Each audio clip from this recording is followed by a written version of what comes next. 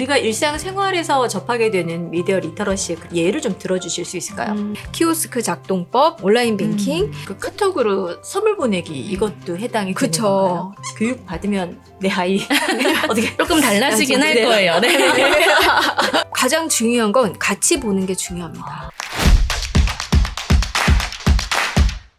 안녕하세요. 언토리TV 민수경입니다. 안녕하세요. 더 미디어 컨시어지의 장유정입니다. 안녕하세요. 더 미디어 컨시어지의 류숙입니다. 어머, 목소리가 이렇게 아나운서 같으세요. 그래요?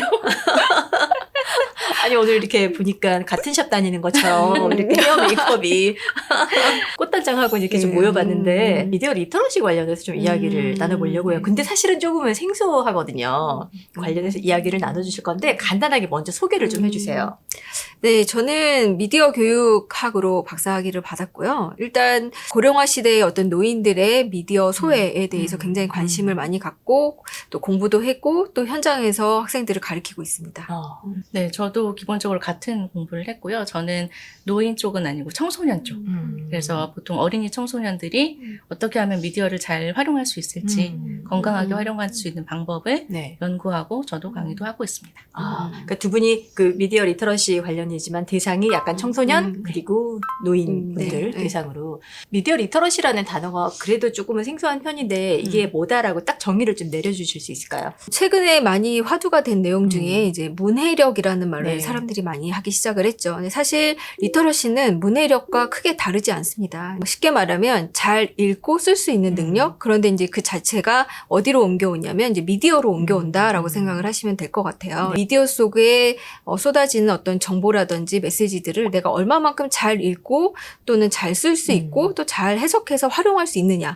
그것이 바로 미디어 리터러시라고 할 수 있을 것 같습니다. 네. 우리가 일상생활에서 접하게 되는 미디어 리터러시의 그런 예를 좀 들어주실 수 있을까요? 어렵지 않아요. 네. 근데 보통 사람들은 미디어 리터러시다 하면 책으로 배워야 된다고 생각을 하거든요. 근데 가장 출발점은 기기 접근에 대한 부분부터 시작이 됩니다. 지금 많이 이야기가 되고 있는 것 중에 하나가 이제 키오스크 사용법인데요.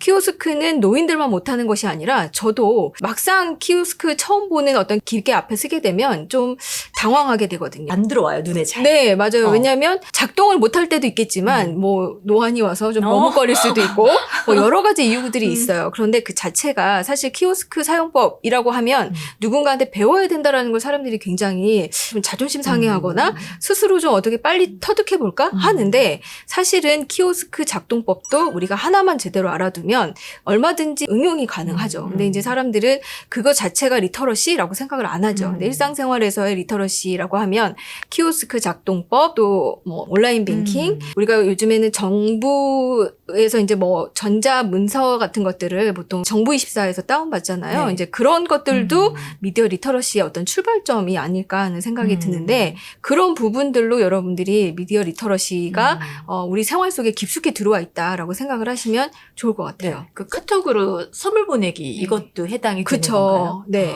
보통 카카오톡 안에 있는 다양한 기능들을 우리는 다 잘 사용할 수 있다고 하지만 사실 그 잘 못 사용하는 사람들도 많아요.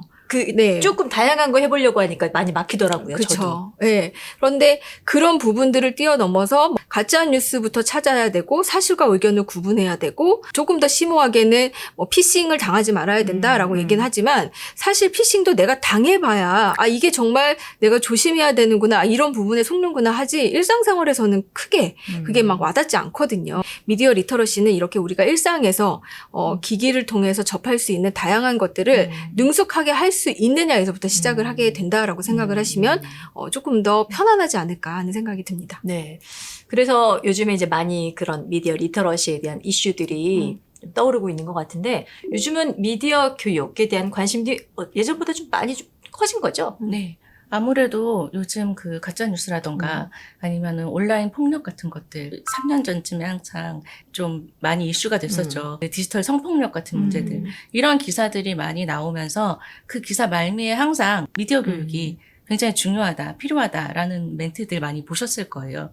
그러면서 자연스럽게 지금은 미디어 교육이나 미디어 리터러시 같은 것도 굉장히 필요성에 대한 인식 자체는 확실히 많이 늘어난 건 사실입니다. 우리가 일상을 보내면서 정말 많은 그 미디어들에 노출이 되어 있다 보니 공부하고 뭔가 배워야 되고 이런 것들의 니즈가 많이 커진 것 같긴 해요. 실제로 그 한국언론진흥재단이라고 하는 곳에서 2021년 정도에 연구를 진행을 했는데 청소년 대상으로 미디어 리터러시 교육이 필요하다라고 답한 학부모님들이 1280명 중에 84.5%. 그 정도가 나왔고 저희 회사 자체에서도 설문조사를 했는데 미성년자 자녀를 둔 부모님들에게 설문을 했었어요. 그런데 그 자녀에게 미디어 이용 습관을 기르게 하기 위해서 본인이 이제 수업을 받고 싶다라고 하신 분들이 78%나 됐거든요. 저희도 사실 이 정도로 많을 줄을 몰랐는데 이 정도 수치가 나와서 굉장히 놀랐습니다. 아마 저 수치를 보니까 저라도 저도 교육받고 싶습니다라고 했을 텐데 이게 내 문제도 있지만 아이와 워낙 밀접하게 그 이슈들이 많잖아요. 저 같은 경우에도 얘가 컴퓨터를 너무 많이 켜놓고 있는 거 아닌가, 휴대폰 너무 많이 보고 있는 거 아닌가, 어느 정도 시간이 적정한 건가, 스스로 조절하게 하려면 나는 무엇을 해줄 수 있는가, 뭐 이런 것들에 대한 고민인데 그런 것들이 교육이 이루어진다라는 건가요? 네, 맞습니다. 교육 받으면 내 아이 어떻게 좀 이렇게 조금 달라지긴 할 거예요. 네.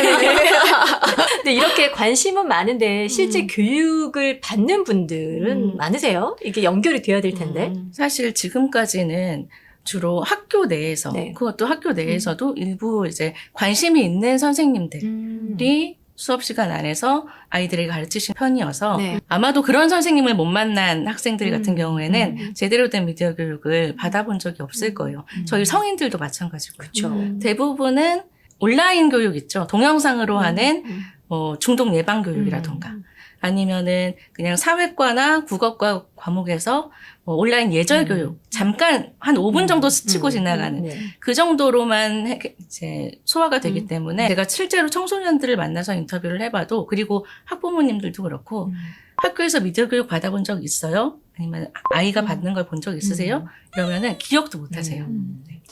지금 필요성은 굉장히 많이 느끼고 있는데 실제 교육을 받을 수 있는 환경은 아직 마련이 되지 않은 모양이네요. 자, 그러면 이런 미디어 리터러시는 언제부터 좀 시작이 되면 좋을까요?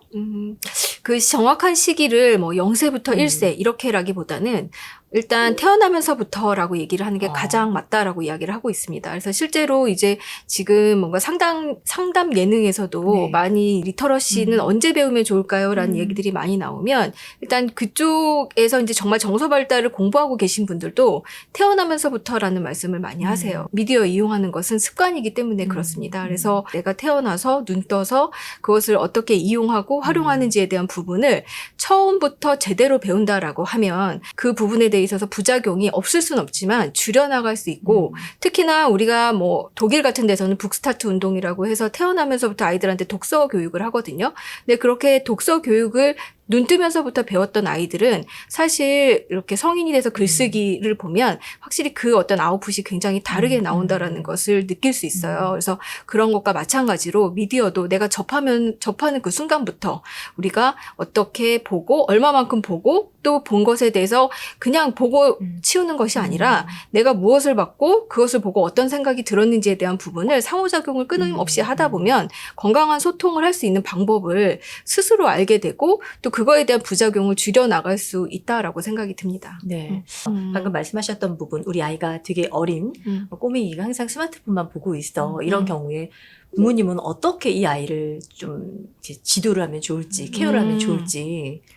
가장 중요한 건 같이 보는 게 중요합니다. 같이 보는 게 중요하고 또는 내가 같이 볼 수 없다면 보통 이제 우리가 집에서 주부들이 음식을 하고 아이들이 뭐 밖에서 잠깐 논다라고 가정을 하면 내 아이가 어떤 놀이터에서 누구와 놀고 있는지 대체적으로 관심이 있으신 부모님들은 알고 계십니다. 네네. 그래서 내 아이가 언제 다시 집으로 돌아와서 저녁 식사를 하게 될지를 이미 예측을 하고 계시는 것과 마찬가지로 이 미디어 이용도 마찬가지로 같이 보고 이용할 수 없다면 내 아이가 그 미디어 공간에 어디에 들어가는지 말 그대로 놀이터라고 생각을 하시면 되세요. 내 아이가 미디어 공간 속 놀이터 어디에서 놀고 있고 어떤 놀잇감을 갖고 놀고 있는지에 대한 부분을 관심을 갖고 보시면 그것은 자연스럽게 교육으로 이어질 수 있고 그것이 지금과 같이 어떤 뭐 다양한 어떤 사이버 사이버 범죄라든지 이런 부분들이 노출되지 않을 순 없지만 최소화시킬 수 있고 그 어떤 역기능을 줄여나갈 수 있는 가장 큰 포인트라고 생각을 하시면 되실 것 같아요. 네.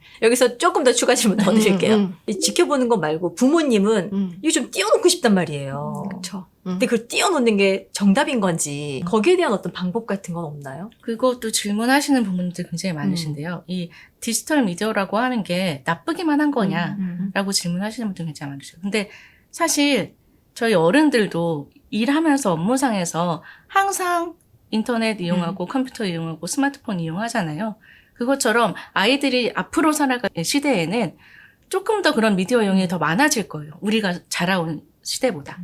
그러니까 이거를 무조건 막기보다는 이걸 얼마나 잘 활용할 수 있는지, 어떻게 해야 우리 삶에 더 유용하게 활용할 수 있는지 이걸 가르쳐주는 게 핵심이라고 할 수가 있겠습니다. 자, 궁극적으로 좀 바라시는 뭐 개인적인 게 됐건 아니면 회사 차원이 됐건 바라시는 어떤 목표가 있을 것 같아요. 네. 그 저희의 목표는 결국에는 미디어 교육을 모든 사람이 다 받게 하는 미디어 교육의 대중화라고 생각합니다. 약간 의무 교육 같이? 그러면 좋고요. 되게 눈이 반짝반짝하세요.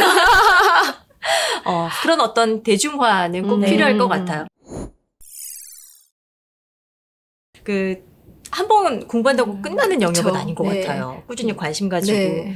뭐 어쩔 수 없이 하나하나 좀 따라가줘야 되지 않나 생각이 네. 좀 드네요. 네. 많은 분들이 좀 다양한 교육들을 접할 수 있는 기회가 있었으면 좋겠습니다. 네. 오늘 함께해 주셔서 감사드려요. 네, 감사합니다. 여기서 인사드리겠습니다. 고맙습니다.